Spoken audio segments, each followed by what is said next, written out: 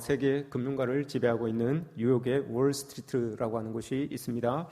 그곳에는 세계 수재들이죠. 세계 천재들, 수재들이 40대 이전에 억만장자가 되어서 그 나머지 인생을 즐기기 위해서 몰려도는 곳이 월스트리트라고 하는 곳입니다. 세계의 돈이 그곳에 쫙 이렇게 몰려들죠. 그곳에서 많은 청년들이 성공을 위해서 땀 흘리고 있는 것을 보게 됩니다. 월스트리트 입구에 보면 여러분 크다란 황소가 한 마리 이렇게 황소가 한 마리 이렇게 있다고 합니다. 청동으로 만들어 놓은 황소인데 이것은 이탈리아 작가가 만들어 놓은 것이래요. 이 황소를 보고 황소처럼 열심히 일하여서 열심히 최선을 다해서 용기를 내어서 성공하십시오라고 하는 그 의미로 이탈리아 작가가 그곳에다가 황소를 이렇게 한 마리 상을 만들어 놓았다고 합니다. 그게 돌진하는 황소라고 하는 이름을 가지고 있습니다. 작가의 원래 의도와는 좀 다르게 상관없이 이 황소는 월스트리트가 상징하는 그 자본의 힘, 돈의 힘, 이것을 이제 나타내는 것으로 이렇게 지금 알려지고 있습니다. 그래서 많은 사람들이 그곳을 방문하는 사람들이 그 황소의 뿔이나 급소를 이렇게 만지면 재물운이 온다고 알고 그곳을 여행하는 사람들이 다 가서 황소 뿔도 한번 만져보고 황소의 그 급소도 한번, 급소 어딘지 아시겠죠? 그죠? 여름이면 그렇게 쭉 이렇게 그런 곳이 있어요. 이렇게 만져보기도 하고 그런답니다. 우리 여러분 저기 입실 들어가다 보면 그게 앞에 농협 하나로마트 같은 거 있잖아요. 고깃집. 그 고깃집 앞에 보면 황소 한 마리 이렇게 있죠. 그거하고 비슷한 거예요. 그거하고 비슷한 게 여기 월스트리트에 이렇게 입구에 딱 있다고 합니다. 그걸 보면서 사람들이 그 황소를 이렇게 보면서 이 황소의 그 거대한 모습을 보면서 자본의 거대한 힘을 사람들이 느끼는 거예요. 역동적으로 막 이 황소가 이렇게 막 움직이게 이렇게 조각을 해놨는데, 자본이 어디로 튈지 모르는 그런 역동성을 가지고 있는 게 자본이구나라는 것을 그 소를 통해서 이렇게 사람들이 본다라고 이렇게 이야기를 합니다. 또 왜 이걸 이야기하느냐? 그럼 오늘 본문과 연결시켜 보십시오. 오늘 본문은 출애굽기 19장부터 이어지는 본문이에요. 출애굽기 19장부터 보시면 모세가 하나님의 부름을 받아서 40일 동안 시내산에 오르게 됩니다. 그 시내산에 올라서 하나님과의 만남을 마치고 내려오죠. 내려오는데 들려지는 소리가 이건 성전가도 아니고 폐해서 울부짖는 소리도 아니고 노래소리가 막 들려오는 거예요. 그래서 보니까 이 금송아지를 만들어 놓고 거기에 예배하며 춤추고 이렇게 있는 그 모습이 모세의 눈에 이렇게 보여진 거죠. 그 금송아지의 모습, 그 금송아지를 만들어 놓고 춤추고 하고 있는, 예배하고 있는 그 모습, 그걸 볼 때마다 그 월스트리트가에 있는 그 황금송아지, 청동으로 만든 그 송아지가 이렇게 오버랩되는 것을 우리가 보게 되죠. 모세가 이스라엘 백성들을 시내산 아래로 다 불러 모읍니다. 그리고 하나님께서 곧 여러분들에게 나타나셔서 엄청난 하나님의 임재를 여러분들에게 보여주실 것입니다. 기대하십시오라고 이렇게 이스라엘 백성들에게 이야기를 합니다. 그래서 한 3일 있다가 하나님께서 이스라엘 백성들에게 임재를 보여주셨어요. 임재를 보여주시고 모세는 그 길로 시내산으로 올라갑니다. 시내산으로 올라가서 40일 동안을 하나님과 함께 있으면서 하나님의 율법과 하나님의 계시를 받게 되죠. 그게 출애굽기 20장부터의 내용이에요. 20장부터 보시면 율법도 받고 어떤 성막의 식양도 받고 이런 모든 것들을 그때 이제 쭉 받아요. 19장부터 보시면 쭉 그 내용이 있습니다. 그리고 나서 그 이야기를 다 하나님과 함께 율법에 대한 것, 계시에 대한 것 이야기를 그 40일 동안 모세는 다 받게 되죠. 그런데 문제는 이제 그 밑에 산 아래에 있었던 사람들이 문제잖아요. 모세는 40일 동안 하나님과 함께 있으니까, 그리고 율법을 받고 계시를 받고 하니까 시간 가는 줄 모르는 거죠. 하나님과 함께 있으니까 얼마나 좋겠습니까? 얼마나 기쁘고 신나겠습니까? 시간 가는 줄 모르는 거예요. 그런데 딱 밑에 있는 사람들, 처음에는 하나님의 임재하심을 경험했기 때문에 그 경험으로 한 며칠은 버틸 수가 있는 거죠. 한 며칠은 버틸 수가 있는데 일주일이 지나고 2주일이 지나고 3주가 지나고 한 달이 지났는데도 모세가 감감무소식인 거예요. 그렇다고 해서 뭔가 어떤 일이 일어나는 것도 아니고 아무런 이 상황이 진전되는 게 없는 거예요. 그러다 보니까 이 사람들이, 산 아래에 있는 사람들이 초조해지기 시작합니다. 아니 모세가 이거 우리 안 오는 거 아니야? 우리 버리고 떠나는 거 아니야? 우리 그냥 여기서 고립되는 거 아니야? 이런 초조함이 있고 불안감이 엄습해 오기 시작합니다. 그러다가 이 불안함과 두려움이 점점 커져서 사람들에게 막 전염이 되기 시작합니다. 그러다가 함께 패닉이 됩니다. 아우 우리 이제 이거 큰일 난다, 큰일 나겠다 라고 해서 사람들이 이제 출애굽기 31장부터 쭉 보시면 31장 32장 보시면 아론에게 요구를 합니다. 이 백성들이 아론을 찾아와서 아론에게 일어나서 우리를 인도할 신을 하나 만들어 주십시오 라고 이렇게 이야기를 합니다. 요구를 합니다. 그 요구를 딱 해서 우리를 애굽 땅에서 그렇게 이야기하고 나서 우리를 애굽 땅에서 인도해 낸 사람은 어찌 되었는지 우리가 알지 못하잖아요 라고 이렇게 이야기를 합니다. 우리를 애굽 땅에서 인도해 낸 사람이 누굽니까? 모세잖아요. 다른 번역본을 보면 여러분 모세를 향하여서 우리를 애굽 땅에서 인도하여 낸 사람, 요거를 모세 그 작자는 어떻게 됐는지 우리가 알지 못하잖아요. 이렇게 이제 다른 번역본에는 그렇게 되어 있어요. 모세의 이름을 언급하면서 그 작자라고 이렇게 이야기를 합니다. 그런 표현을 봤을 때 이스라엘 백성들에게서 벌써 모세에 대한 존경심은 다 벌써 떠나가 버린 거예요. 모세가 눈에 보이지 않기 때문에 모세를 향한 그 존경심은 이제 다 내려놓은 거예요. 눈앞에 보이는 뭔가가, 자기들을 이끌어줄 뭔가가 필요했던 이 이스라엘 백성들에게 더 이상 눈에 보이지 않는 모세는 아무 영향력도 없는 그런 사람이 되어버린 겁니다. 이 요구에 대하여서 아론이 고민을 했겠죠. 바로 어떻게 그들을 이끌어줄 신을 만들어줄 수 있겠습니까? 왜냐하면 아론도 여러분 하나님을 만난 사람이잖아요. 하나님을 만난 사람인데 어떻게 당장 하나님을 배신하고 그들을 이끌어줄 신을 만들어낼 수 있겠습니까? 그런데 계속해서 이스라엘 백성들이 재촉하니까, 계속해서 채근하니까 아론도 감당이 안 되는 거예요. 계속해서 이야기를 하니까 감당이 안 되는 거예요. 그래서 사람들에게 이야기를 합니다. 그러면 여러분들 가지고 있는 그 장신구를 다 가지고 금붙이를 다 떼가지고 가져오십시오 라고 합니다. 그래서 그걸 가지고 송아지를 하나 만들어냅니다. 금송아지를 하나 이렇게 만들어내는 것을 우리 보게 됩니다. 그리고 그게 모여서 사람들이 춤추고 찬양하며 막 즐기고 하는 그런 모습을 보게 되죠. 실물 크기로 여러분 송아지만한, 황소만한 그 금덩어리가 있다고 한번 생각해 보십시오. 얼마나 크겠습니까? 우리가 자칭 타칭 부자라고 하면 그래도 집에 여러분 금뚜껑이 한 마리씩은 가지고 있잖아요. 금뚜껑이 한 마리씩 이렇게, 그래도 금뚜껑이가 그래봐야 한 주먹만 하잖아요. 이게 또 이렇게 발산하는 광채도 어마어마하잖아요. 하긴 저는 없어봐서 모르겠지만 그럴 거예요. 그런데 한번 생각해 보십시오. 송아지만한 금덩어리가 떡 버티고 있다고 한번 생각해 보십시오. 여러분 어떻습니까? 흐뭇하지 않습니까?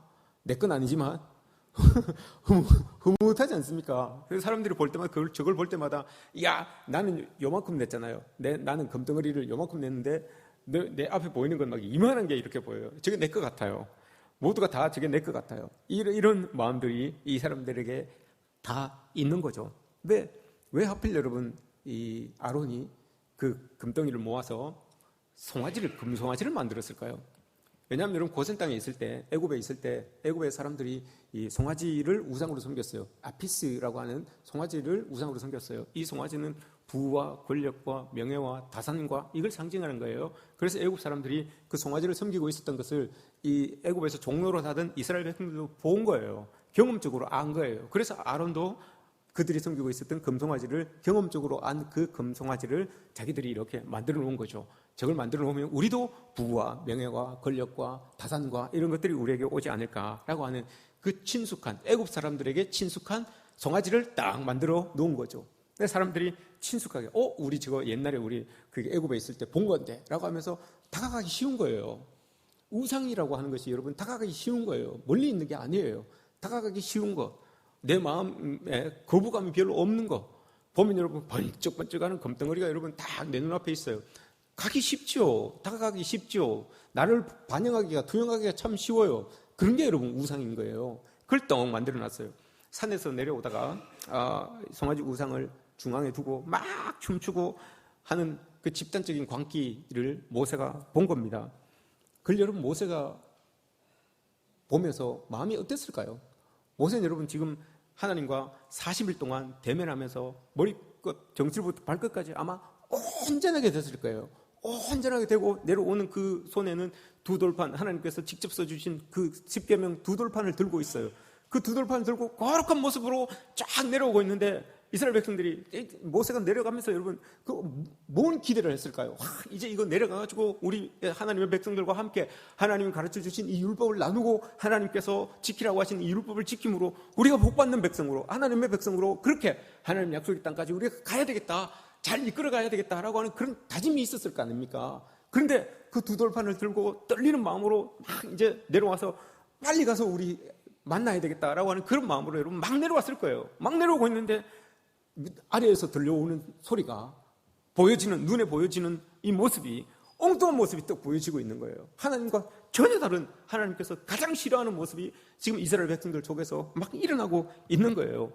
얼마나 여러분 모세가 당황했겠습니까? 얼마나 마음이 여러분 아팠겠습니까? 이런 상황 속에 모세가 마주하게 됩니다. 마주하게 돼서 모세가 막 화가 나서 격분을 합니다. 그 가증스러운 모습에 격분을 합니다. 그래서 내려가서 레위 사람들을 다 불러 모읍니다. 레위 사람들을 불러 모아서 저기에 지금 참여하고 있는 모든 사람들을 닥치는 대로 죽이라라고 이렇게 이야기를 해요. 그래서 레위기 31장, 출애굽기 31장, 32장을 보시면 그 하루만 3,000명이 죽었다라고 이렇게 기록을 하고 있습니다. 레위 사람들이 닥치는 대로 사람들을 죽여버린 거예요. 그렇게 해서 여러분 일이 끝나면 좋겠죠. 끝나지 않아요. 이제 그렇게 일이 진행이 되고 난 다음에 모세가 조금 이제 분이 가라앉았겠죠. 어느 정도 감정을 조금 진정시키고 난 다음에 다시 산으로 올라갑니다. 다시 산으로 올라가서 백성의 죄를 용서해달라고 하나님 앞에 기도해요. 돌판도 이제 깨뜨려 버렸고 하나님과 맺었던 그 관계도 위태위태하고, 그래서 다시 모세가 올라가요. 그 올라가는 모세의 심정을 여러분 한번 생각해 보란 말입니다. 어떻겠어요? 그 은혜의 돌판을 들고 내려왔다가 그것도 깨져버리고 약속의 백성들이 엉뚱한 짓을 하고 있고 그로 인하여서 많은 사람들이 죽어나가고 그 모습을 보고 있는 지도자가 어떻겠습니까, 여러분? 그리고 그 모습을 가지고 또 하나님을 만나러 올라갑니다. 무슨 말을 해야 됩니까? 올라가서 하나님 앞에 뭔 말을 해야 될까요? 올라가서 하나님께 이야기를 합니다. 하나님, 참 우리가 짓지 말아야 할 죄를 지었는데 이거 어떻게 해야 됩니까? 우리 백성을 그래도 용서해 주십시오. 용서해 주지 않을 것 같으면 차라리 내 이름을 생명책에서 지워주십시오. 이렇게 이야기를 합니다. 그만큼 간절한 거예요. 만약에 내가 이름이 빠지고 내 이름이 생명책에서 빠지고 저 사람들이 용서받을 수 있으면 그렇게 해주십시오. 이렇게 이야기를 하는 거예요. 모세의 리더십도 대단하죠, 그죠? 모세의 리더십도 그 생명책에서 자기 이름은 빠지고 저 사람들이 용서받을 수 있으면 그렇게 해주십시오라고 이렇게 이야기해요. 모세의 리더십도 대단해요. 근데 하나님께서 뭐라고 하시는가 하면, 아니야, 죄 지은 사람이 벌 받아야지 라고 이렇게 이야기를 해요. 출애굽기 32장에서 모세가 저 사람들을 용서해 주시고 제 이름을 생명책에서 빼주십시오 라고 이렇게 이야기를 하니까 하나님께서, 아니야, 죄 지은 사람이 벌 받아야지 라고 이렇게 하나님께서 말씀하세요. 그리고 그 밑에 보시면 징계가 내려요. 징계가 정말 내려집니다. 징계가 내려져서 어떤 징계가 내려지는지는 모르겠지만 징계가 내려졌다고 그렇게 표현이 되어 있어요. 그리고 나서 시간이 조금 흘렀겠죠. 아마 징계가 내려진 그 상황 속에서 모세도 그렇고 아론도 그렇고 아마 풀이 팍 죽었을 거예요. 하나님께서 징계하시는 그 모습을 보고 또 모세가 징계를 내려서 죽어갔던 많은 사람들을 보고 이 이스라엘 백성들의 지금 무리 속에 아마 어두움이 꽉 들어차 있었을 거예요. 누구 하나 여러분 입을 가지고 있지만 말 한마디 못하고 있었을 거예요. 자기들이 잘못한 걸 알고 있기 때문에. 아론도 마찬가지고요. 아론도 자기도 할 말이 없잖아요. 저 사람들이 요구해서 내가 금송아지를 만들었지만 이런 일이 일어날 것이라고는 모르는 거죠.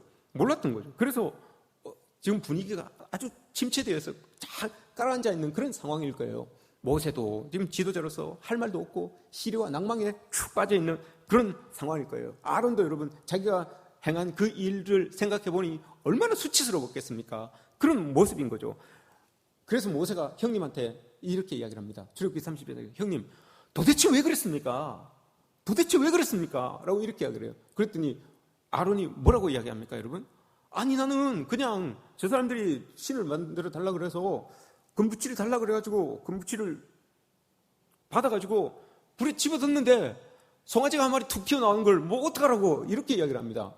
마치 아니 무슨 이런 말이 어디 있겠습니까? 아니, 나는 손만 잡고 잤어. 이거잖아요. 아니, 누가 아이를 낳으라고 했습니까? 라고 이렇게 이야기하니까, 아니, 나는 손만 잡고 잤어. 이거랑 똑같은 거잖아요. 그 금덩어리를 가져오라고 해서 그걸 가져와서 불에다 툭 집어넣었더니 송아지가 툭 튀어나왔어. 이걸 내가 어떻게 해? 이렇게 아론이 이야기를 합니다. 참, 이제 아론은 여러분 동생 쳐다볼 면목도 없어요. 동생을 바라볼 면목도 없어요. 모세도 여러분 너무 지쳤을 거예요. 그래서 그냥 자기가 다 그냥 나와버리고 저기 그냥 혼자 살고 있었던 그 미디안 광야로 다시 갔으면 하는 그런 마음이 있었을 거예요. 내가 이 많은 무리들과 함께 마음 썩고 하나님 앞에 죄 짓는 것보다는 그냥 혼자 훌훌 미디안 광야에서 그냥 먹고 자고 하는 게 더 좋겠다라고 이렇게 생각했을 수도 있었을 거예요. 이스라엘 백성들도 마찬가지죠. 하나님의 그 준엄한 그 징계 이후에 자기들이 큰 죄를 범하였구나라고 여러분 깨닫고 아마 정신이 번쩍 들었을 거예요. 그리고 여기에서 끝났으면 아무것도 아니지만 모세도 그렇고 아론도 그렇고 이스라엘 백성들도 그렇고 하나님 앞에 여러분 회개를 합니다. 이게 여러분 된 거예요. 제대로 된 거예요. 이들이 하나님 앞에 이제 회개를 하는데 어떻게 회개를 하는가 하면 얼마간의 시간이 지나고 난 다음에 하나님께서 모세에게 나타나셨습니다. 모세에게 나타나셔가지고 하나님께서 이렇게 이야기를 해줍니다. 오늘 우리가 읽은 본문 앞 내용이에요. 모세에게, 모세야, 너 이스라엘 백성들을 이끌고 내가 약속한 그 땅으로 들어가라. 나아가라. 라고 이렇게 이야기를 합니다. 내가 한 사람을 앞서 보내서 그 가나안 땅에 있는 이 민족들을 내가 다 처치해 줄 테니까, 다 몰아내 줄 테니까 너 들어가라. 이스라엘 백성들하고 같이 들어가라. 라고 이렇게 이야기를 합니다. 여러분, 하나님 마음이 풀렸을까요? 풀린 것 같습니까? 안 풀린 것 같습니까? 이렇게 이야기합니다. 모세야, 일어나서 이스라엘 백성들하고 다 같이 이제 가나안 땅으로 들어가라. 내가 한 사람을 앞서 보내서 그 모든 너희들 앞에 있는 장애물들을 다 제거해 줄게. 들어가라. 라고 이렇게 이야기를 합니다. 하나님 마음이 풀린 건가요? 안 풀린 건가요? 풀렸으면 좋은데 안 풀렸어요. 여태까지는 풀렸는데 왜 안 풀렸는가 하면 이렇게 이야기하고 난 다음에 모세가 너무 좋았어요. 하나님이 이제 마음이 풀렸구나. 우리 집사님처럼 마음이 풀렸구나. 라고 이렇게 마음을 딱 먹고 있는데 하나님께서 뭘 말씀하시는가 하면 나는 너희들과 같이 안 가겠다. 이렇게 이야기를 하세요. 한 사람을 보내서 천사를 보내서 너희들의 앞길은 내가 예비해 줘서 가나안 땅에 들어가게 만들 텐데 나는 너희들과 함께 가지 않겠다라고 이렇게 딱 말씀하세요. 그럼 모세가 막 박수치고 좋아하다가 이게 날벼락 맞은 거예요. 아니, 하나님이 같이 안 가시면, 하나님의 백성이 하나님과 함께 하지 않으면 여러분 아무런 의미가 없는 거예요. 아무리 가나안 땅이 젖과 꿀이 흐르는 땅이라고 해도 그곳에 하나님이 없으면 그냥 일반 그곳에서 살아가고 있는 이민족들과 별반 다를 게 없어요. 하나님의 백성으로 이 말은 여러분, 이 사람들이 그 말을 듣고 모세가 전한 이 말을 듣고 이 사람들이, 이스라엘 백성들이 뭐라고 하는가 하면 4절 말씀에서 보세요. 오늘 4절 말씀에서 백성이 이 준엄한 말씀을 듣고 슬퍼하여 한 사람도 자기의 몸을 단장하지 아니하니, 준엄한 말씀, 이게 여러분 무서운 말씀이라는 거예요. 무서운 말씀. 왜 이 말씀이 무서운 말씀이냐? 하나님이 나는 너희들과 함께 가지 않을게 라고 하는 이 말이 왜 이스라엘 백성들이 듣기에 무서운 말씀인가 하면 여러분, 이 사람들은 알아요. 복된 복만 주어지는 그 상황보다는 하나님과 우리는 함께 있어야지 하나님의 백성이다 라는 것을 이 백성들이 안 거예요. 복만 그냥 잔뜩 주어지고 하나님은 없어요. 여러분 한번 선택해 보십시오. 여러분들에게 복이 막 가나안 땅이라고 하는 젖과 꿀이 흐르는 가나안 땅이 여러분들에게 주어졌어요. 그런데 그곳에 하나님이 여러분들과 함께 하지 않아요. 뭘 선택하겠습니까, 여러분? 복 있는 그 가나안 땅을 선택하겠습니까? 아니면 하나님이 함께 하시는 그 땅을 여러분 선택하시겠습니까? 여기에서 무서운 말씀이라고 하는 것은 너희들 더 이상 나는 너희들에게서 손 떼겠다 이 말이에요. 너희들을 거룩한 제사장 나라로 삼지 않겠다 이 말이에요. 이 이스라엘 백성들이 나올 때 여러분 이거 약속받고 나온 것 아닙니까? 가나안 땅으로 들어가서 너희들 거룩한 제사장 나라로서 하나님의 백성으로서 그렇게 살아갈 것 약속받고 나왔는데 난 너희들에게서 이제 손 뗄게 라고 이렇게 이야기를 합니다. 그러나 내가 약속한 게 있기 때문에 너희들 가나안 땅에는 내가 들어가게 해줄게. 그러나 나는 너희들에게서 이제 손 뗄 거야. 너희들에게서 이제 거룩한 제사장의 나라를 난 찾지 않을 거야 하고 이렇게 하나님께서 말씀하시는 거예요. 그러니 이 백성들이 여러분 얼마나 마음이 여러분 힘들었겠습니까? 괴로웠겠습니까? 그래서 이들이 하나님 앞에 회개합니다. 하나님 앞에 회개하는데 어떻게 회개합니까? 여러분 슬퍼하며 한 사람도 자기의 몸을 단장하지 아니하니 자기들이 가지고 있었던 자기들 몸을 치장하고 있었던 그 장신구를 여러분 다 떼내기 시작합니다. 장신구를 다 떼내요. 하나님 앞에 그러면서 기도합니다. 왜 여러분 이 사람들이 장신구를 여러분 다 떼냅니까? 원래 여러분 이 사람들이 회개할 때, 이스라엘 백성들이 회개할 때 어떻게 회개합니까? 자기의 옷을 찢고 머리털을 잘라내고 수염을 자르고 여러분 죄를 뒤집어 쓰고 이렇게 여러분 하나님 앞에 회개하는 모습이에요. 이게 이스라엘 백성들의 모습이에요. 근데 여기에서 이스라엘 백성들이 장신구를 다 떼낸다는 거, 여러분 이게 새로운 회개의 방법이에요. 이 사람들에게 지금 주어진 회개의 방법이에요. 왜 여러분 이 사람들이 장신구를 떼어냈을까요? 장신구라고 하는 것이 여러분 의미가 금송아지와 의미가 똑같은 거예요. 부와 명예와 권력과 여러분 자기 자랑, 이게 장신구라고 하는 것이 가지고 있는 의미였어요. 금송아지가 이야기하고 있었던, 나타내고 있었던 그 의미랑 똑같은 거였어요. 그러니 이제 우리가 하나님 앞에서 우리의 부와 명예와 권력과 우리의 자랑과 이 모든 것들을 하나씩 다 떼내는 거예요. 장신구를 가지고 이걸 하나 붙이면서 내가 자랑스러워하고, 이걸 하나 붙이면서 내가 좀 더 사람들 앞에 멋있어 보이기를 원하고, 이걸 하나 붙이면서 내가 권력을 가지기를 원하고 했던 그 모든 장신구들을 여러분 하나씩 하나씩 다 떼내는 거예요. 그러면서 하나님 앞에 회개하는 거예요. 하나님, 이것 때문에 하나님 마음 상했습니까? 이거 떼낼게요. 하나님, 제가 이것 때문에 하나님 마음 상하셨습니까? 이거 떼낼게요. 떼내는 거예요, 여러분. 그 장신구를 하나하나 떼내는 거예요. 하나님, 제가 차고 있는 이 반지, 이거 하나님이 왕이신데 내가 엉뚱한 것으로 왕을 삼았습니까? 이거 떼낼게요. 용서를 구하는 거예요. 하나님, 내가 다른 어떤 것들이 있잖아요. 흉패, 여러분 이런 것들 다 떼내면서 하나님, 내가 하나님의 의로 삼고 살아야 되는데, 정의를 의로 삼고 살아야 되는데 내 엉뚱한 것을 내가 의로 삼고 살았습니까? 이거 떼낼게요. 다 떼내는 거예요.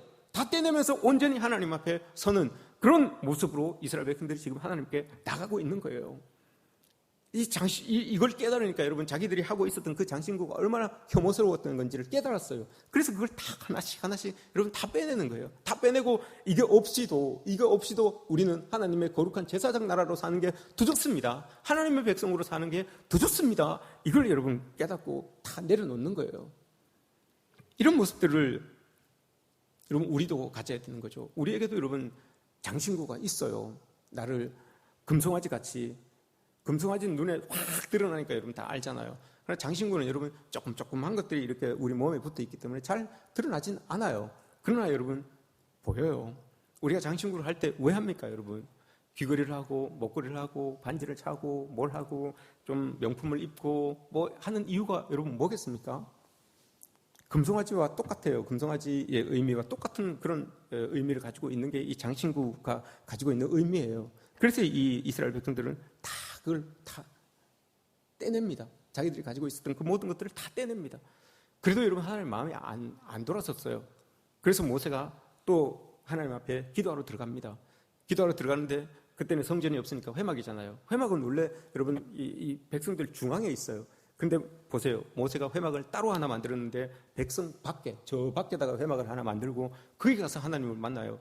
거기 가서 하나님을 만나갖고 이야기를 합니다. 하나님 앞에 기도를 합니다. 회개합니다. 하나님, 그럴 것 같으면 우리 여기서 그냥 다 죽게 해주십시오. 광야에서 하나님도 없는데 우리 그 가나안 땅에 들어가면 뭐 하겠습니까? 그냥 우리 다 여기서 죽게 해주십시오 라고 이렇게 이야기를 합니다. 모세가 그렇게 하나님 앞에 이야기를 합니다.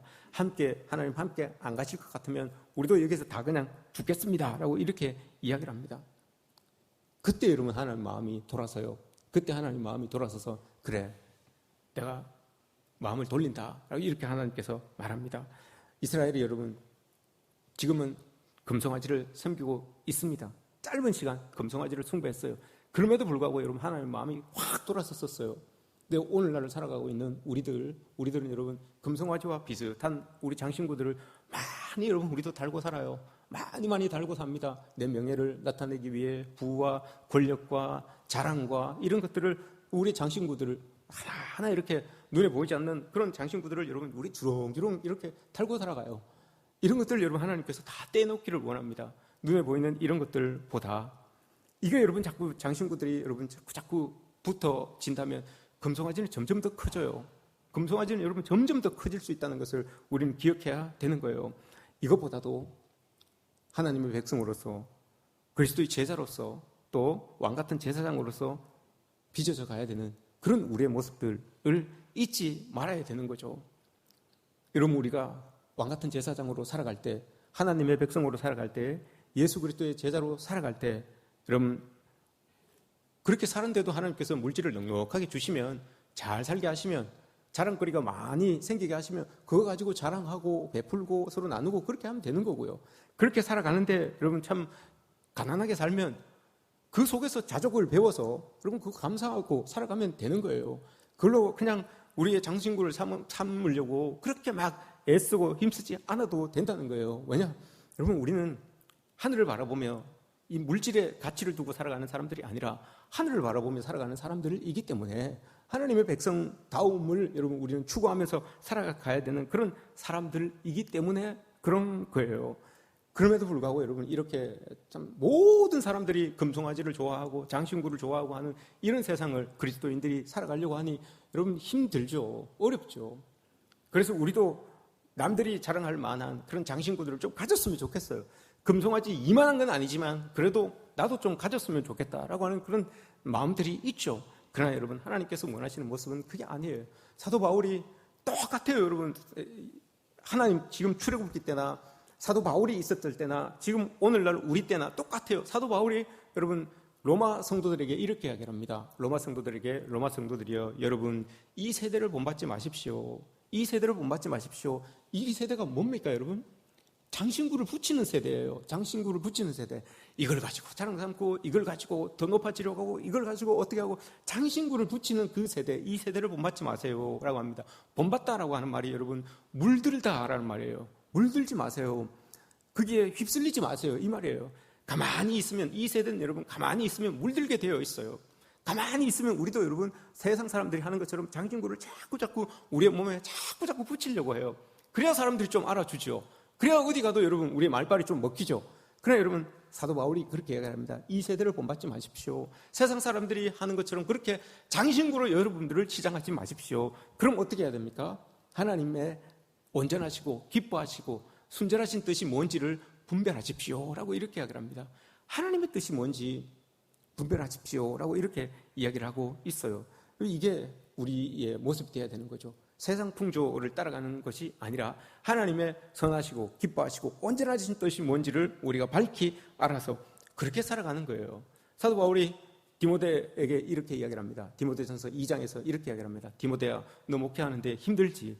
목회하는데 힘들지? 목회하는 사람들 나도 다 알아 라고 하면서 사람들이 이렇지라고 이렇게 이야기를 합니다. 이 세대를 살아가는 사람들을 이야기해요. 그러면서 남자들은 디모데전서 2장에서 남자들은 전형적인 모습이에요. 그 시대에 살고 있었던 남자들의 전형적인 모습. 남자들은 다투고 화내고 싸우는 거. 요게 전형적인 모습이었어요. 여자들이 있어요. 여자들도 전형적인 모습이 있는데 그 여자들의 전형적인 모습은 어떤가 하면 여자들에게 이렇게 이야기를 합니다. 여자들이여 소박하고 정숙하고 단정한 옷차림으로 몸을 꾸미기 바랍니다. 머리를 어지럽게 꾸미거나 검부치나 진주나 값비싼 옷으로 치장하지 말고 하나님을 공경하는 여자에게 어울리게 착한 행실로 치장하기 바랍니다 라고 이렇게 이야기를 합니다. 이 여자들의 전형적인 모습이었던 거예요. 남자들의 전형적인 모습들, 여자들의 전형적인 모습은 사치였고 남자들의 전형적인 모습들은 싸움이었어요. 말다툼, 싸움이었어요. 물론 반대도 있겠죠. 남자가 사치할 수도 있고 여자가 싸울 수도 있겠죠. 이게 그 시대의 전형적인 모습이었던 거예요. 이게 여러분 왜 그 시대의 전형적인 모습이 이렇게 나타났을까요? 사치로 치장하는 것으로 싸우고 말다투는 것으로 나타났을까요? 이게 여러분 장신구예요. 나 알아달라는 거예요. 야, 나 좀 알아줘야 되는 거 아니야? 내가 낸데 말이야. 나 좀 알아줘야 되는 거 아니야? 내가 이런 거 붙이고 있는데, 내가 이런 거 달고 있는데, 나 좀 알아줘야 되는 거 아니야? 라고 하면서 싸우고 막 이렇게 다투고 하는 거예요. 여자들은 사치하는 거예요. 이걸 보여주면서 내가 그래도 난데, 내가 이런 사람인데 라고 하는 거예요. 근데 사도 바울이 디모데를 향하여서 그렇게 이야기를 합니다. 그런 사람들 중에 목회하기 힘들지. 그런 사람들을 향하여서 이렇게 해라 라고 하면서 이야기해 준 거예요. 남자들은 화내지 말고 말다툼하지 말고 모든 곳에서 거룩한 손을 들어 기도하세요 라고 이렇게 이야기를 합니다. 남자들은 모든 상황 속에서 손을 들어 기도하세요 라고 이렇게 이야기를 하고 여자들을 향하여서는 하나님을 공경하는 여자에게 어울리도록 치장하십시오 라고 이렇게 이야기를 합니다. 하나님을 공경하는 여자답게 치장하세요 라고 이렇게 이야기를 해요. 다른 외형적인 것이 아니라 하나님을 공경하는 사람답게 그렇게 그 모습으로 치장을 하십시오. 남자들은 싸우지 말고 말다툼하지 말고 하나님 앞에 기도하십시오 라고 이렇게 이야기를 하고 있어요. 이게 오늘날 여러분 우리 이 땅을 물질주의나 이런 것들이 지배하고 있는 이 땅을 살아가는 그리스도인들의 모습이 되어야 되는 것 아니겠습니까? 그리스도인들은 여러분 나를 뭘로 채우겠습니까? 나를 뭘로 채우겠습니까? 이스라엘 백성들이 여러분 이렇게 회개하고 난 다음에 뒤에 뭐라고 합니까? 장신구를 안 했다잖아요. 장신구를 안 했대요. 그게 무슨 의미예요, 여러분? 하나님이 싫어하는 것, 하나님이 미워하는 것들을 안 하려고 노력했다는 거예요. 그런데 시간이 오래 지나고 난 다음에 그 장신구가 하나하나 또 붙기 시작합니다. 하나하나 붙어서 결국은 또 이스라엘이 망하게 되잖아요. 이스라엘 백성들이 남북으로 나누어지고 망하게 되잖아요. 이때만 해도 여러분 하나님 앞에 눈물을 흘리면서 기도할 때마다 자기들이 가지고 있었던 그 장신구를 하나하나 떼냈어요. 잘한 거잖아요, 여러분. 이건 잘한 거잖아요. 하나님 제가 교만했군요. 이걸 떼낸 거예요. 하나님 제가 자만했군요. 이걸 떼낸 거예요. 하나님 제가 하나님 이외에 다른 것들을 자랑했군요. 이걸 떼냈던 거예요. 눈물을 흘리면서 기도할 때마다 하나하나 다 떼낸 거예요. 그런데 여러분 보이지 않는 하나님과 보이는 어떤 자랑거리들 중에서 보이는 자랑거리를 택하다 보니까 또다시 여러분 그 장신구들이 하나씩 또 붙기 시작하는 거예요. 그래서 결국 하나님께 버려지게 되는 그런 일들이 일어나는 거잖아요. 시편 73편에서 여러분 아삽이라고 하는 사람이 있습니다. 그 사람이 이렇게 고백을 합니다. 하나님께 가까이 함이 내게 복이다 라고 이렇게 이야기를 합니다. 많은 사람들이 나를 미끄러지게도 만들고 넘어지게도 만들고 막 이렇게 하는데 내가 다 지나보니까 하나님과 함께함이, 하나님께 가까이함이 내게 복이다라고 이렇게 아삽이 고백을 합니다. 여러분 우리에게도 이런 고백이 있었으면 좋겠습니다. 다른 어떤 것들이 아니라 하나님께 가까이함이 내게 복이다라고 하는 그 고백이 여러분 우리의 삶에서 있었으면 좋겠습니다. 나를 자랑하고 싶은 장신구들이 여러분 얼마나 많습니까? 그러나 여러분 그걸 다 떼내고 우리는 하나님 없는 복된 장소 그것이 아니라 하나님과 함께 여러분 어려운 상황 속에서도 하나님과 함께 있는 그것을 여러분 우리는 원하는 거예요. 그게 여러분 제사장 나라예요. 하나님께서 거룩한 제사장 나라로 삼은 우리의 모습인 거예요. 우리가 이렇게 살았으면 좋겠습니다.